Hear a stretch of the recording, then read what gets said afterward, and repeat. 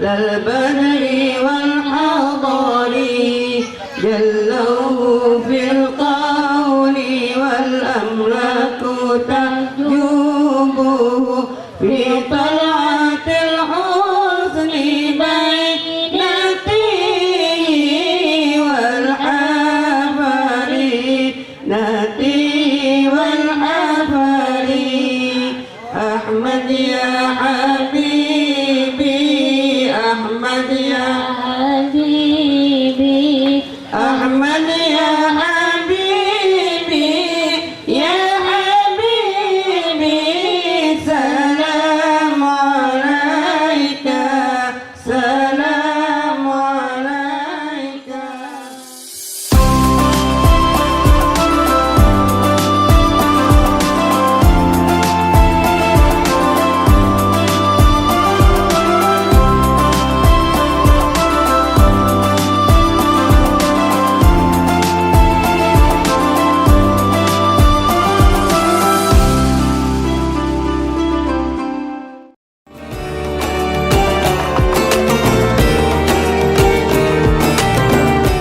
Bapak-bapak, ibu-ibu yang saya hormati dan muliakan, malam hari ini kita memperingati peringatan Maulid Nabi kita, Nabi besar Muhammad Sallallahu Alaihi Wasallam. Tidak ada tujuan yang lain, tidak ada tujuan yang utama kenapa kita memperingati peringatan Maulid Nabi. Tujuan yang paling utama adalah yang pertama, bersyukur atas nikmat yang Allah berikan kepada kita, yaitu dilahirkannya Nabi kita, Nabi besar Muhammad Sallallahu Alaihi Wasallam. Kenapa kita harus bersyukur dengan kelahiran Nabi kita? Kenapa kita harus senang dengan kelahiran Nabi kita? Kita bisa beribadah, kita bisa mengetahui agama kita Islam, kita bisa mengenal akidah kita, beriman kepada Allah Subhanahu wa Ta'ala. Tidak lain itu semua berkat perjuangan dari Rasulullah, berkat perjuangan dari Rasulullah beserta sahabatnya, sehingga ketika saat sekarang ini Islam masih berkibar, Islam masih ada, semua tidak lain karena perjuangan dari Rasulullah. Maka ketika kita memperingati peringatan Maulid Nabi, ini bagian kesyukuran kita kepada Allah atas kelahiran Nabi besar Muhammad. Makanya kalau seandainya ada yang nanya bid'ah, gampang jawabnya, ya. Kita bersyukur atas kelahiran Nabi besar Muhammad Sallallahu Alaihi Wasallam. Sebagaimana ibu bersyukur punya anak, ketika anaknya ulang tahun dirayain. Bu, ada yang anaknya di sini ulang tahun dirayain? Ada? Niup lilin nggak? Awas yang pakai niup. Yang niup lilin tuh orang bego, bu. Udah tahu lilin mau dimatiin, dinyalain. Udah tahu lilin pengen ditiup, dinyalain, ya. Diganti kebiasaan-kebiasaan yang tidak mengandung syariat Allah. Diganti kebiasaan-kebiasaan kita mengikuti budaya-budaya yang tidak baik seperti itu. Boleh kalau seandainya kita memperingati peringatan kelahiran anak kita, boleh atau tidak? Boleh apa tidak, Pak? Boleh kita merayakan peringatan kelahiran anak kita, boleh, silakan. Itu wujud kesyukuran kita. Undang teman-temannya, undang para tetangganya dengan harapan apa? Nah, anak saya hari ini ulang tahun, tolong ya didoakan. Kita punya rizki, kita berikan kue ulang tahun. Kita punya rizki, kita berikan kado. Kita punya rizki, kita berikan sesuatu makanan ataupun sesuatu yang dapat manfaat, kita bagikan sebagai sedekah, sebagai infak untuk teman-temannya, untuk saudaranya, untuk tetangganya, dengan harapan apa? Mereka mendoakan anak kita, mereka memperjuangkan waktunya untuk bisa hadir, senang di dalam dirinya, mengundang doa. Ketika mereka doa, ketika mereka mengaminkan, di sanalah ada keberkahan yang akan kita dapatkan. Alhamdulillah. Tapi nyanyinya juga dirubah. Jangan happy birthday to you, happy birthday to you, happy birthday to you yang ulang tahun. Ganti sekarang, ganti. Mabruk alfa mabruk. Nah itu nyanyian itu jadi doa Bu. Mabruk alfa mabruk. Semoga berkah, limpahan ribuan keberkahan yang akan engkau dapatkan. Amin ya Rabbal. Jadi kalau seandainya peringatan Maulid Nabi dibilangnya tidak benar, dibilangnya bid'ah, segala macam, itu sudah kuno. Kenapa? Kelahiran anak kita, kita mau memperingatinya. Kelahiran keluarga kita mau yang namanya merayakannya. Apatah lagi ini kelahiran Nabi kita, Nabi besar Muhammad Sallallahu Alaihi Wasallam. Karena beliaulah yang memperjuangkan diri kita. Karena beliaulah yang menjamin umat Nabi Muhammad nanti akan bersama-sama dengan Rasulullah Sallallahu Alaihi. Ini kita ini bisa masuk surga ini Pak lantaran perjuangan nanti Rasulullah. Makanya kita harus cinta kepada Rasulullah. Ini tema kita nih anak-anak milenial sekarang ini. Berapa banyak ini mana anak-anak ini? Ini nenek-nenek semua. Lagu anak-anak itu pada kemana? Ini temanya kosong itu kan di era milenial ya. Milenial itu zaman sekarang ya. Di TV itu Bu, pesertanya itu ketahuan, yang nonton siapa, dia ada alat di televisi itu, Ustadz ini bisa ketahuan yang nonton Ustadz ini di usia berapa sampai berapa tahun, itu ketahuan. Kemarin laporan di iNews ketika saya tampil, alhamdulillah dari mulai 15 tahun sampai yang paling tua 78 tahun ketahuan. Alhamdulillah dapat peringkat yang pertama, sehingga kemarin diundang sama produsernya untuk dijadikan line up utama. Alhamdulillah. Ini semua berkat doa bapak-bapak. Alhamdulillah ya. Dan juga ngikut majelis zikir. Alhamdulillah ya. Kebetulan selalu diundang oleh Bapak Rijal dan selalu menyempatkan hadir. Alhamdulillah ya. Ini berkah doa-doa semua ya. Saya nggak nyangka bakalan bisa masuk TV karena dari dulu saya bingung bagaimana caranya masuk TV. Udah gak muat gitu ya. Nih pesan buat anak-anak kita ya. Anak-anak kita selalu memfavoritkan, selalu ngefans yang namanya sama artis. Banyak apapun yang sesuatu yang sedang viral mereka ikutin. Kayak Fashion Week kemarin tuh, siapa nama itu yang selebeo ya. Itu masya hal-hal yang seperti itu tuh hanya sementara. Hal-hal yang viral seperti itu tuh hanya sementara. Tapi Rasulullah sampai kapanpun, sampai di hari kiamat, Rasulullah tetap viral, Rasulullah tetap terkenal. Tinggal bagaimana kita mengajarkan kepada anak-anak kita, memasukkan anak-anak kita ke tempat-tempat sekolah yang basicnya agama Islam, sehingga mereka ketika belajar tidak ketinggalan yang namanya pengenalan kepada agama, pengenalan keimanan mereka, pengenalan kepada Rasulullah Sallallahu Alaihi Wasallam, sehingga kehidupan kita penuh dengan keberkahan lantaran kecintaan kita kepada Nabi Muhammad Sallallahu Alaihi Wasallam. Maka jangan sampai anak-anak kita ditanya nabinya siapa kagak tahu ya. Nama Tuhannya siapa? Allah. Oh, nama nabinya mulai itu timbul tanda tanya ya. Hati-hati. Makanya Bapak Ibu semua masukkan anak-anaknya ke pondok pesantren. Ini lucu, orang-orang tua sekarang masukin anaknya ke pondok karena kagak diterima di sekolah-sekolah yang lain. Betul nggak Pak? Ngaku aja deh lu. Tong, lu gua masukin ke sekolah favorit SMA ini kagak diterima. Masukin ke sekolah SMA yang ini, yang bonafit, yang mewah, kagak diterima. Sekolah SMA yang ini juga sama, nilai lu kagak cukup. Udahlah, gua masukin ke pondok aja. Begitu. Inilah yang membuat dekadensi moral, yang membuat dekadensi penurunan keilmuan di pondok pesantren. Kenapa? Jawabannya adalah orang tuanya sudah mulai masukkan anaknya ke pondok pesantren lantaran ketidakterimaannya mereka di sekolah-sekolah yang luar, sehingga ketika masuk ke pondok mereka banyak anak-anak yang tidak memiliki bibit bobotnya yang hebat. Kan saya ngajar Bu di 13 tahun saya ngajar di pondok. Itu kalau wali santri ada yang nanya, Ustaz, ini sendal kenapa sih banyak yang hilang? Ustaz, pakaian anak saya ini hilang mulu. Dari itulah jawabannya. Kenapa? Mereka memasukkan anak-anaknya yang bandel-bandel tuh masukin ke pondok.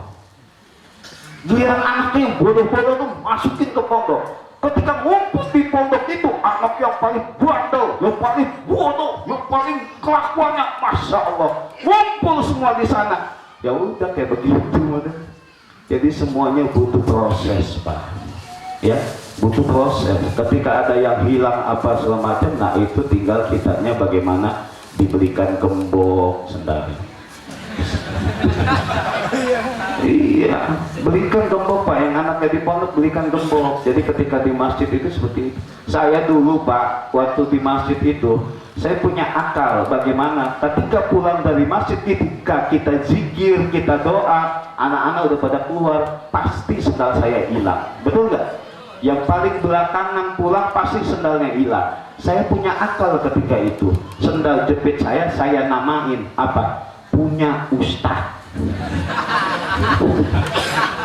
Ketika dinamain sendalnya punya Ustadz, ketika ada yang mau ngambil, anak-anak bingung dia. Ya kan, wah, punya Ustadz nih. Padahal saya waktu itu belum ngabdi, saya masih jadi santri. Nah, ketika itu aman, ya. Ada yang dikasih gembok segala macam. Itu luar biasanya. Ketika tuh anak dikasih gembok, sendalnya sampai dibawa ke kamar, dihancurin gemboknya di kamar. Tuh santri itu hebat. Ya, makanya kenapa terjadi hal-hal demikian? Ibu harusnya bangga ketika anaknya dimasukkan ke pondok pesantren. Bapak harusnya bangga dimasukin anaknya ke pondok pesantren. Kenapa? Anak saya, walaupun ia bandel, walaupun ia tidak pintar, tapi mereka 5 waktu sholat dijaga, 5 waktu sholat berjamaah. Kenapa? Lingkungannya yang membuat mereka seperti itu. Betul nggak? Coba sepintar-pintarnya anak kita, sehebat-hebatnya anak kita, dia kagak mondok ketika pulang sekolah, belum tentu ia sholat jamaah. Ketika ia pulang sekolah, susah bagi orang tua. Nah, ayo sama-sama ke masjid. Nah, ke masjid kamu nak. Nah, ngaji kamu nak. Susah untuk orang tua. Kenapa? Lingkungan dia banyak godaannya. Padahal godaan itu juga terjadi juga di rumahnya. Bapaknya ngajak suruh sholat ke masjid, emaknya ngegodain. Tong, ini dulu Tong, ini film ada yang seru nih Tong. Ya, banyak godaannya Bapak Ibu semua. Tapi kalau anak-anak kita dimasukkan ke pondok, aman kita. Betul nggak? Kalau ada kejadian-kejadian seperti kemarin, Bapak-Bapak semua, tinggal kitanya titipkanlah ke ustadznya. Ya. Titipkan, kita harus perhatian siapa wali kelasnya, di kamarnya siapa ketua kamarnya. Jadi dulu orang tua saya kayak begitu, ya. Jadi kita harus peduli ketika kita titipkan sama wali kelasnya, kita titipkan kepada ketua kamarnya, insya Allah anak kita baik-baik saja. Dan kita titip ke anak-anak kita, nak, jangan kamu berbuat yang tidak baik. Kenapa? Nanti kamu akan disanksi, ya. Zaman sekarang itu Bu, Masya Allah, ya. Dulu saya Bu ngadu sama bapak saya ketika saya dicubit sampai luka dada saya. Ketika itu saya ngadu sama bapak saya, Bapak, saya sakit nih Pak. You buka kaos saya, melihat, wah Bu, dada kamu merah. Siapa yang jubit kamu? Ustaz Juredi Pak, namanya Abu Ustaz Juredi, saya masih ingat. Ustaz Juredi Pak, mana Ustaznya? Wah, bapak gue jawara, temen bapak gue marah. Ada Pak, tinggalnya di situ Pak, di samping masjid. Temuin bapak sama dia. Temuin. Wah, kita di belakang sebagai anak, datang bapak demen gak bapak gue berantem. Ya, wah, pas ditemuin bapak saya bilang apa? Mana Ustaznya? Tuh Pak, tuh, dia pakai batik hitam, gitu kan? Nah, datang bapak saya. Assalamualaikum Ustaz. Ustaz Juredi. Iya Pak. Saya Ustaz Juredi Pak, silakan duduk Pak. Nggak usah pakai duduk, kenali Pak, saya orang tua dari nih Randy Tanjung gitu. Oh iya Pak. Wah, Ustadz tuh udah kaget kan, udah takut aja. Kenapa? Dia tahu dia tuh habis nyubit saya kemarin karena saya bersalah ketika itu kan. Ketika ngomong orang tua saya, nggak taunya orang tua saya bilang apa? Terima kasih banyak Ustadz, karena Ustadz telah mencubit anak saya. Saya bengong gitu ya. Lah, kagak jadi berantem urusan. Ya, orang tua saya ternyata mengucapkan terima kasih. Kenapa? Ustadz dengan Ustadz nyubit anak saya, berarti Ustadz telah perhatian dengan anak saya. Anak saya bersalah ketika itu, Ustadz panggil dia dengan perhatiannya, Ustadz kasih sanksi sehingga anak saya enggan untuk melakukan kesalahannya berikutnya. Saya terima kasih Ustadz, tolong kirimkan nomor rekeningnya. Tuh. Saya bilang, ini gimana sih sebenarnya? Malah ditambahin rekening. Itu ternyata Pak, saya bilang sama orang tua saya, lah kok Bapak malah terima kasih sama Ustadz ini, padahal ini kan sampai berdarah kayak gini. Malah saya digaplok sama bapak saya, kamu itu nggak paham ya, itulah pendidikan seperti itu. Kamu harus kuat mental kamu, jangan jadi mental-mental pengecut, jangan jadi mental-mental yang lemah. Ketika kamu disanksi, itu karena kesalahan kamu. Kalau kamu gak salah, gak mungkin Ustadz itu tiba-tiba nyubit kamu. Oh begitu, akhirnya besok-besok nggak berani lagi saya ngadu kayak begitu. Yang ada digablokin lagi, ya kan? Inilah makanya bapak-bapak semua, saya berharap kepada anak-anak kita semua, dengan peringatan Maulid Nabi, kita isi keimanan dia kepada Allah Subhanahu wa Ta'ala. Tingkatkan iman kepada Allah Subhanahu wa Ta'ala, karena inilah yang menjadi filter bagi mereka di masa depan yang akan datang. Kalau kita seandainya meningkatkan iman kita kepada Allah Subhanahu wa Ta'ala, tanamkan ini semua kepada anak kita, kepada keluarga kita, inilah yang akan menjadi penyelamat kita nantinya. Kita memiliki anak yang beriman kepada Allah. Lihat Nabi Allah Ibrahim alaihissalam, ketika beliau meninggal dunia, apa pesan kepada anaknya? Mata'buduna min ba'di, wahai anakku, nanti kalau bapak meninggal dunia, apa yang akan kau sembah? Itu Nabi Allah Ibrahim, model kayak kita, ngomong ke anak kita, boro-boro, nak, nanti bapak meninggal, kamu nyembah apa? Tidak, yang kita pikirkan sebagai orang tua terkadang, nah, kalau bapak mati nanti kamu makan apa? Betul nggak? Kita lebih mikirin tuh anak itu apa enggak nanti, tapi akidahnya tidak dipikirkan. Maka kita sebagai orang tua berjuanglah untuk anak-anak kita bisa belajar ilmu agama. Setiap Jumat bapak-bapaknya selalu dikasihkan wasiat kepada seorang khotib. Apa wasiatnya Pak? Ya ayyuhalladzina amanu taqullaha haqqa tuqatih wa la tamutunna illa wa antum muslimun.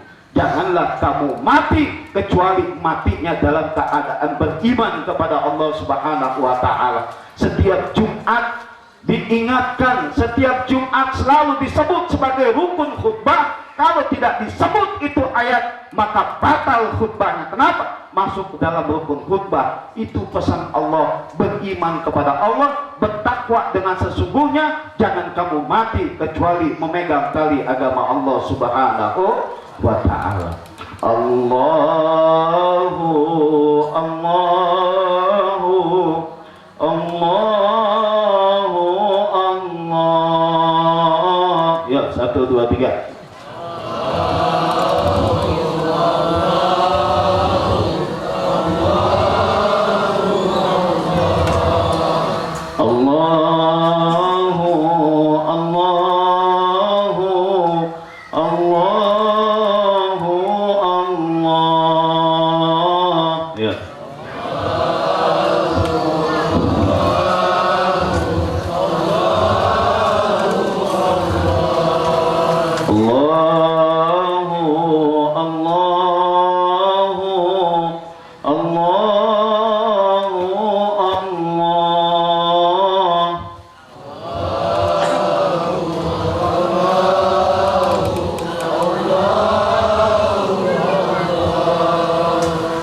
Di belakang saya lihat masih ada anak-anak. Silakan, ada yang mau berani maju ke depan sini.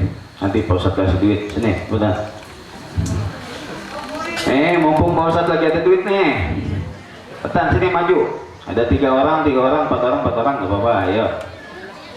Sini maju. Sini.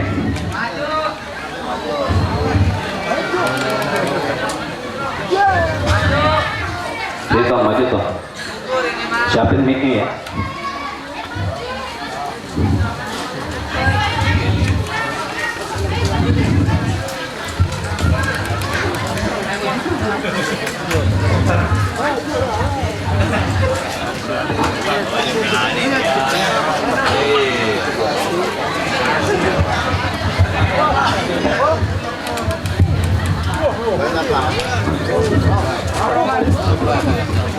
Buset, banyak banget. Yaudah, balik ke sini. Sini. Sini toh.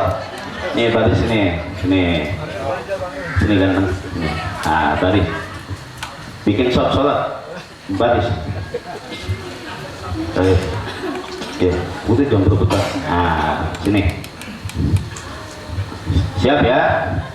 Apapun yang Ustaz tanyakan jawabannya adalah botol. Apapun yang Ustaz tanyakan jawabannya adalah botol. Apapun yang Ustaz tanya jawabnya adalah botol. Oke? Botol ada kayak itu. Nama kamu siapa? Alvin. Namanya Alvin. Ya. Kamu kenal dia nggak? Kenal. Ya, maju.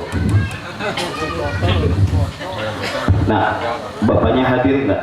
Enggak. Ya.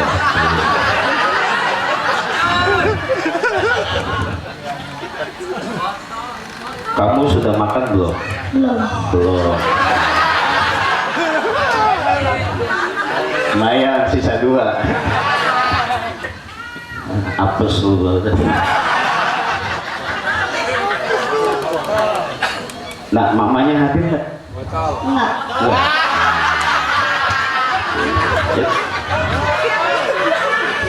Cita-citanya mau jadi apa? Hah? Polisi.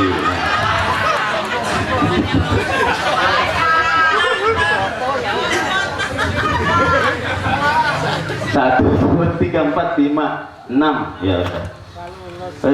Nggak lulusnya. Kayak tadi mau dikasih gocapan karena nggak ada yang benar jawabannya. Udah goceng aja ya. Goceng tangan kanan dong, tangan kanan. Goceng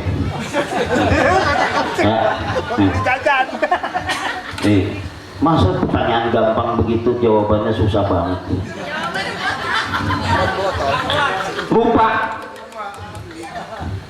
Sekali lagi ya. Udah langsung benar. Kalau bisa ngejawab Ustadz kasih 100.000. Nih, saksinya banyak. Hewan apa yang kakinya 1000? Siapa cepat. Ayo, apa? Kaki 1000. Iya, hewan kakinya 1000 ya. Kamu apa? Kaki 1000. Kamu kelabang ya. Kelabang. Kamu apa? Kaki 1000. Oh, jawabannya botol. Hewan yang kakinya 1000 itu adalah, ibu kalau ada di pasar ada gerobak itu ada tulisan dada 10.000, paha bawah 8.000, kepala 2.000, ceker 1.000. Nah, itulah kaki hewan yang 1000. Salah lagi. Ada lagi. Ya. Siapa nama Nabi kita beserta orang tuanya? Ya, siap. Siapa yang bisa? Acung, ayo. Ya. Nabi Muhammad, bapaknya siapa? Abdul. Pamannya? Abdul Muthalib. Kakeknya? Abdul Muthalib. Pamannya?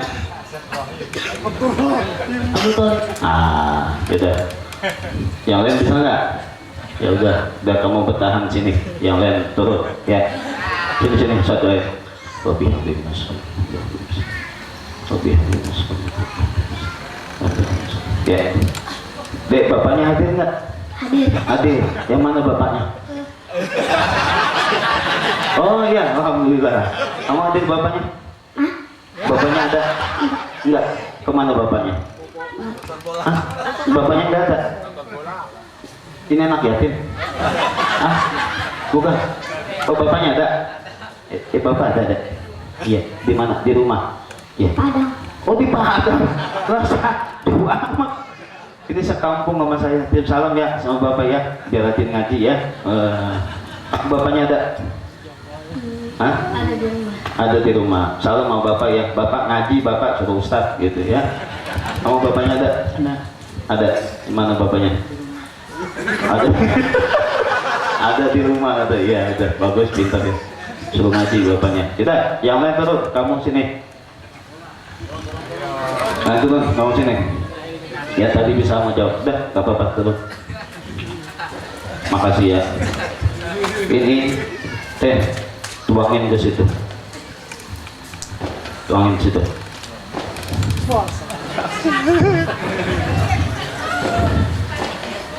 Ya. Semuanya ya. Ya, tutup. Ustaz minta bantuan nih bacain Fatihah. 1, 2, 3. A'udzu billahi minasyaitonir rajim. Bismillahirrahmanirrahim. Alhamdulillahi rabbil alamin. Ar-Rahmanir Rahim. Maliki yaumiddin. Iyyaka na'budu wa iyyaka nasta'in. Ihdinas siratal mustaqim. Siratal ladzina an'amta 'alaihim ghairil maghdubi 'alaihim waladdallin. Ini bagus nih bacaannya nih. Kamu nanti mondok ya? Mau mondok bilang sama ayah ya? Nggak mau? Ayo. Kamu ada potensi ya, potensi baca Qurannya bagus. Pegang. Sekarang tuang.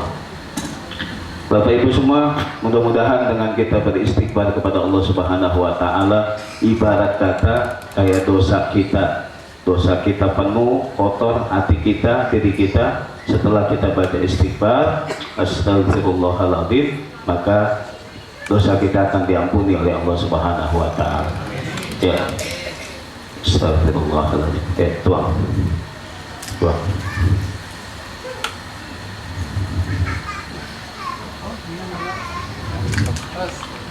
Alhamdulillah. Inilah orang-orang yang beriman kepada Allah Subhanahu wa taala, manakala dia meyakini bahwasanya ketika dia meminta ampunan oleh Allah Subhanahu wa taala kepada Allah, memohon tobat, insya Allah akan dibersihkan kembali hatinya, akan dibersihkan lagi dosa-dosanya. Artinya adalah apa? Dosa kita diampuni oleh Allah Subhanahu wa taala. Amin ya rabbal. Yang mau tepuk tangan, tepuk tangan. Ini bukan dalam masjid, nggak apa-apa. Ya. Terima kasih deh. Nih ada tambahan buat kamu jajan nih. 200. Emang lu yang ngundang lu berapa ya? 200. Serem banget orang sini. Mayan dah gocap ya. Buat jajan besok ya. Alhamdulillah ya. Assalamualaikum.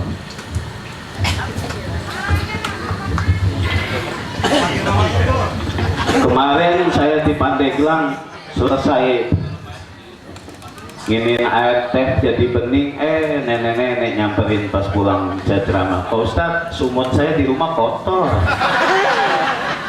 Saya bilang sama nenek-nenek, gue belum nyampe ilmunya ke situ. Ya, kemudian berikutnya kita mulai tingkatkan sunnah-sunnah Nabi kita, ya. Dulu zaman pandemi 2 tahun kita menghilangkan banyak sunnah-sunnah Nabi kita, betul nggak? Di antaranya ketika kita berjumpa dengan saudara kita lupa untuk mengucapkan salam. Kenapa? Mulut kita tertutup oleh masker. Senyum kita tidak ada. Kenapa? Satu dengan yang lainnya saling menggunakan masker. Bahkan saudara sendiri di depan dia kagak tahu, sampai temannya, saudaranya sakit hati. Kenapa? Si ibu itu tuh lewat depan saya, cuek aja, dia diem aja, padahal dia kagak tahu kalau yang lewat itu dia. Jadi seperti itu. Kenapa? Karena ketutupan dengan masker. Mulai dari sekarang kita sudah yang namanya insya Allah terbebas dari wabah corona. Insya Allah Bapak Ibu semua di Saudi udah kagak ada lagi yang namanya menggunakan masker. Insya Allah di negara kita semakin cepat nanti mudah-mudahan lepas masker semua. Yang sekarang masih gunakan masker nggak apa-apa, nggak jadi masalah. Yang saling menjaga satu dengan yang lainnya. Sekarang banyak yang pada batuk, betul nggak? Sekarang lebih banyak yang namanya pilek, betul nggak? Saya tanya sama dokter, dok, tiap hari, tiap malam saya pulang lewatin klinik dokter, selalu yang namanya ramai itu pasien. Iya Ustadz, sekarang lagi musim yang namanya batuk pilek, karena sedang yang namanya pancaroba. Nggak usah khawatir saat sekarang ini ya, tinggal berobat saja ikhtiar, insya Allah ya. Kemudian yang pertama kita tingkatkan lagi sunnah Nabi, ketemu dengan saudaranya salaman. Salaman, gak usah lagi takut-takut lagi, salaman, bersentuhan. Ketika kita bersentuhan salaman dengan sesama muslim, yakin kepada Allah berdasarkan sabda dari Rasulullah, siapa yang berjumpa dengan saudaranya ketika ia bersalaman, maka dosanya akan berguguran. Amin ya Rabbal. Maka tidak ada lagi selama 2 tahun kita nggak mau yang namanya salaman, yang ada hanya tonjok-tonjokan, yang ada hanya sikut-sikutan. Ketemu sama saudaranya, Assalamualaikum Pak Rijal, Waalaikumsalam, tonjokan begini, kayak orang bego gitu ya. Ya. Udah dirubah lagi ya, tingkatkan lagi melalui peringatan Maulid Nabi ini, kita tingkatkan sunnah lagi ya. Salaman, kemudian ketemu dengan saudara kitanya bersin. Ketika bersin tidak ada kalimat-kalimat doa yang kita sampaikan, tidak ada kalimat-kalimat yang indah berupa tasbih yang diajarkan oleh Rasulullah, yang ada kita menghindar, betul nggak? Dulu waktu corona ketika lagi bersin ada yang bersin, kita takut nggak? Takut, apalagi kalau bersinnya wah gitu. Itu kabur deh. Saya ingat waktu ke pasar pagi, saya lagi ke pasar pagi ada yang bersin kayak begitu, semuanya kabur semua. Ya Allah, segitunya kita ini, masya Allah. Pembodohan oleh corona, ya kan? Iya, pembodohan oleh COVID. Ini COVID ini dari Cina, makanya COVID. Kalau dari Padang kata Pak Rijal bukan COVID lagi, tapi David. Mana si David? Ketika kita bersin, ucapkan Alhamdulillah. Yang mendengarkan, mendoakan yang namanya Yarhamukumullah. Yang bersinnya jawab lagi Yahdikumullah. Saling mendoakan. Semoga engkau dapat kasih sayang Allah. Begitu juga dengan saudaraku. Semoga engkau juga mendapatkan kasih sayang Allah. Indah ajaran Rasulullah Sallallahu Alaihi Wasallam. Dulu ketika kita pandemi, ketika mau didatangi oleh tamu, selalu kita enggan menerimanya, betul nggak? Selalu takut kita menerimanya. Jangan-jangan dia bawa virus. Nanti aja ya, nggak usah ke rumah saya. Takut kita kedatangan tamu. Padahal Rasulullah bersabda, "Man kana yu'minu billahi wal yaumil akhir, falyukrim dayfahu." Siapa yang beriman kepada Allah, kepada hari kiamat, maka muliakan tamunya. Rasulullah suruh muliakan tamunya dengan harapan kita menunjukkan diri kita beriman kepada Allah, malah yang ada kita enggan untuk menerima tamunya, sehingga apa? Keberkahan kita sudah mulai hilang. Yang ada tamu bukannya disuruh minum, yang ada tamu bukannya disuruh makan, yang ada disuruh cuci tangan. Betul? Dulu waktu pandemi ketika datang tamu disuruh cuci tangan. Nah inilah pembodohan-pembodohan di zaman corona yang harus kita hilangkan ya. Ketemu dengan saudaranya kita ucapkan Assalamualaikum ya.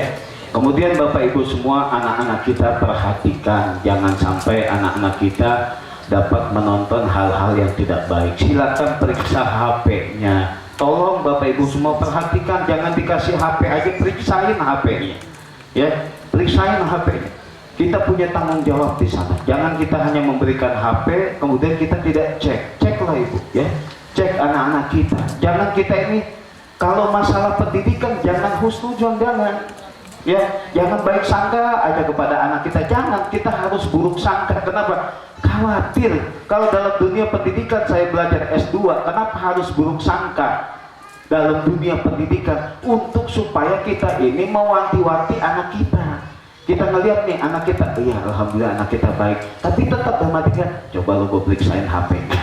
Selalu ada kekhawatiran, selalu yang namanya ada kecurigaan. Itu boleh dalam dunia pendidikan, tapi dalam kehidupan kita sehari-hari nggak boleh. Yang boleh adalah husnuzon, berbaik sangka. Nggak boleh yang namanya buruk sangka.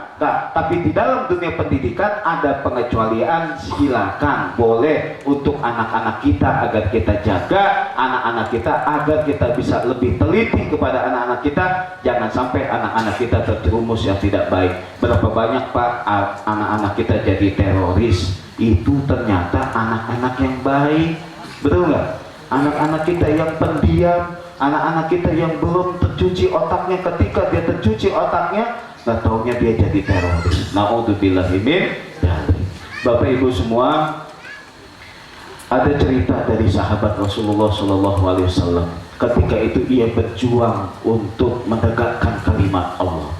Ya, maka kita harus juga bisa berjuang. Ibu-ibu yang punya harta bendanya, perjuangkanlah untuk anak-anak kita. Ya, saya tanya, ibu, lagi make emas nggak? Di jarinya cincin make nggak? Gelang make nggak? Lo ketakutan lo ngaji sama Yusuf Mansur gitu. Takut banget dibintang. Ibu yang punya cincin di rumahnya, yang punya gelang di rumahnya, yang punya kalung di rumahnya, harus berjuang semuanya untuk membela agama Allah, untuk menolong agama Allah. Salah satunya untuk perjuangan anak-anak ibu masukkan ke sekolah-sekolah yang berbasis agama Islam. Mau kira-kira mau disimpan apa buat anak sekolah? Nah, kalau ibu yang mau nyimpen harta bendanya, ibu mati duluan, saya syukurin. Yang bapak-bapaknya tenang, yang bapak-bapaknya enak. Kalau bininya mati duluan, ninggalin emas, ninggalin gelangnya gede-gede, kalungnya, alhamdulillah. Nanti ibu yang meninggal duluan, akhirnya diambil itu cincinnya, suruh ustadznya itu nggak boleh ada yang namanya masih ada emas, silakan dicabut Pak. Iya Ustadz, saya cabut. Dicabut gelangnya segala macam. Sedih nggak istri meninggal Pak? Pak, sedih nggak istri meninggal? Sedih, istri meninggal masa nggak sedih? Sedih mata kanan. Mata yang kiri nyari lagi. Ya, ketika dia meninggal dunia, ibu meninggal dunia, maka tidak ada masa iddah bagi laki-laki. Dan ketika ibu meninggal dunia, besokannya bapak nikah lagi, sah hukumnya. Setuju Pak? Setuju. Cuman keterlaluan juga, orang bininya baru meninggal kemarin langsung kawin lah. Berarti udah direncanakan banget itu. Ya. Kenapa laki-laki tidak ada masa iddah? Karena laki-laki tidak ada kemungkinan untuk hamil. Maka yang perempuan harus ada masa iddahnya. Kenapa? Menjaga supaya ini sudah hamil apa tidak sepeninggalan suaminya. Ibu-ibu kalau seandainya yang masih nyimpen hartanya, nggak mau berjuang untuk Allah, ibu mati duluan. Ketika ibu mati nantinya berarti ibu mewarisi untuk bapaknya nikah lagi. Harta benda ibu menjadi mas kawin untuk bini yang kedua. Ayo loh, simpen dari simpen. Kalau ustadzin nanya cincinnya ada, jawab nggak ada. Rasain lu ntar lu. Ya, yang bapak-bapaknya mah tenang, alhamdulillah. Ya, maka ketika itu Rasulullah mengajak kepada kita, yuk sama-sama kita berjuang. Bahkan ketika meninggal dunia, wa anfiqu mimma razaqnakum min qabli ayyatiya ahadakumul maut. Ketika kita meninggal dunia, kita ini pengen sama Allah diakhirkan ajal kita. tujuannya untuk lain tidak lain, yaitu kita untuk bersedekah. Wa akum minas solihin. Kenapa nggak minta untuk sholat dulu? Kenapa nggak minta untuk haji dulu? Karena yang namanya sedekah itu langsung berasa diberikan oleh Allah ganjarannya. Ya, Bapak Ibu semua, di alam kubur kita nanti itu akan gelap, Ibu semua. Ya, Bu Rodia kena nyumbang, saya nyumbang Ustaz 1 juta. Oh, nanti di alam kuburnya Bu Rodia itu punya lampu tembak. Oh. Pak Rijal, saya Ustaz 5.000. Wah, nanti Pak Rijal ada lampu petroma. Ya. Saya 100.000 Ustaz. Lilin. Ya. Saya 1.000 Ustaz. Betul korek. 1.000 mah remeng-remeng. Sekarang tega banget, ada orang pengemis datang ke rumahnya, dikasih uang 2.000, mintanya macam-macam. Bu, nih Bu ya, ini sedekah saya, ngasih nih 2.000. Dia ngomong, nih Bu, nih sedekah saya, tolong doakan saya biar bisa masuk surga, sehat walafiat, rezeki saya banyak, keluarga saya berkah, pokoknya suami saya betah sama saya.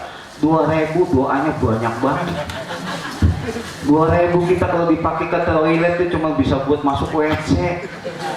Ya, ngasih goceng nggak ada kembaliannya, suruh kencing lagi. Aduh, kacau terus.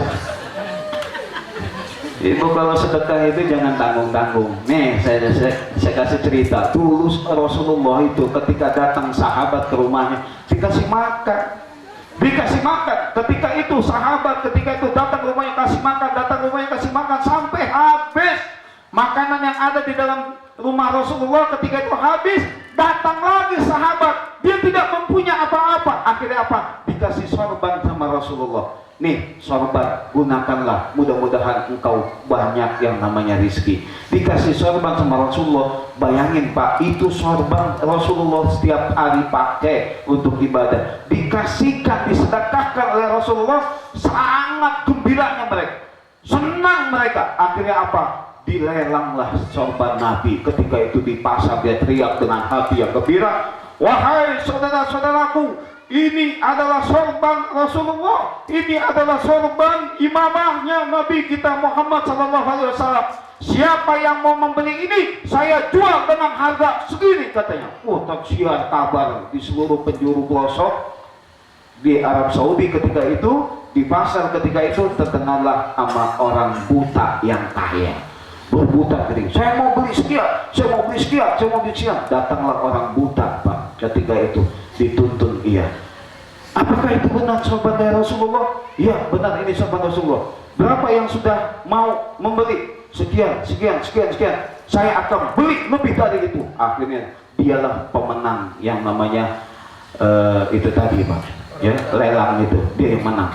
Akhirnya apa? Ketika dia dapat sorban itu, dia berdoa kepada Allah, ya Allah, dengan keberkahan apa yang dimiliki oleh Rasulullah, hamba memohon kepadamu ya Allah, sehatkanlah mata hamba ya Allah, agar hamba dapat beribadah dengan sebaik-baiknya kembali.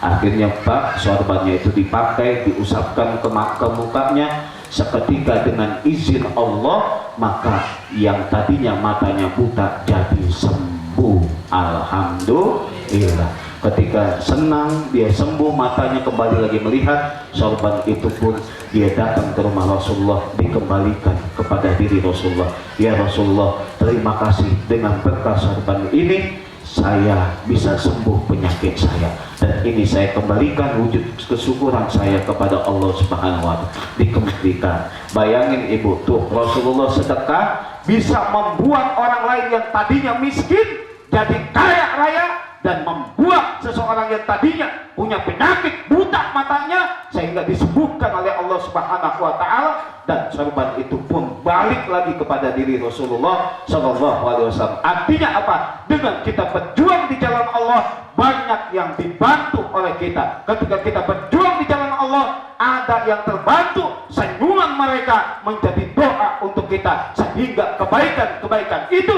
akan kembali lagi pada diri kita. Alhamdulillah. Baik Bapak Ibu semua, Sekali lagi kita mengadakan peringatan Maulid Nabi ini tujuannya adalah bentuk kecintaan kita kepada Nabi Muhammad Sallallahu Alaihi Wasallam. Mulai hari ini kita tingkatkan sunnah-sunnah Nabi yang diajarkan kepada kita di kehidupan sehari-hari. Kita mulai assalamualaikum diantara sesama muslim, saling doa mendoakan, kemudian saling berjabat tangan, saling doa mendoakan. Mudah-mudahan dengan kita meningkatkan sunnah-sunnah Nabi kita di dalam kehidupan kita sehari-hari, kehidupan kita bisa bertambah berkah. Amin. Dan titip anak-anak kita, Bapak Ibu semua, berjuanglah untuk dapat anak-anak kita bisa belajar agama Islam, agar apa nantinya ketika kita meninggal dunia kita mendapatkan pahala amal jariah masih berkelanjutan walaupun kita telah meninggal dunia. Kenapa? Ada 3 amal jariah yang masih berlanjut walaupun kita meninggal dunia. Yang pertama, sedekah jariah. Yang kedua, ilmu yang manfaat. Yang ketiga, anak yang soleh yang mendoakan orang tuanya. Ya, Bapak Ibu semua, kalau kita punya anak yang soleh dan soleha, dia pintar ngaji, maka ngajinya dia nantinya menjadi amal jariah untuk orang tuanya. Insya Allah, mudah-mudahan Bapak Ibu semua dimudahkan oleh Allah Subhanahu Wa Taala. Mohon doanya Bapak Ibu semua, saya masih tetap berjuang di perbatasan nanti Indonesia Malaysia. Insya Allah nanti mudah-mudahan dengan doa Bapak Ibu semua sampai untuk kemudahan saya berdakwah. Ya, sekali lagi Bapak Ibu semua tidak perlu Bapak Ibu semua langsung terjun ke sana. Dengan Bapak Ibu semua membantu kami berdakwah, pahalanya juga sama akan Bapak Ibu raih. Insya Allah. Terima kasih. Assalamualaikum warahmatullahi wabarakatuh.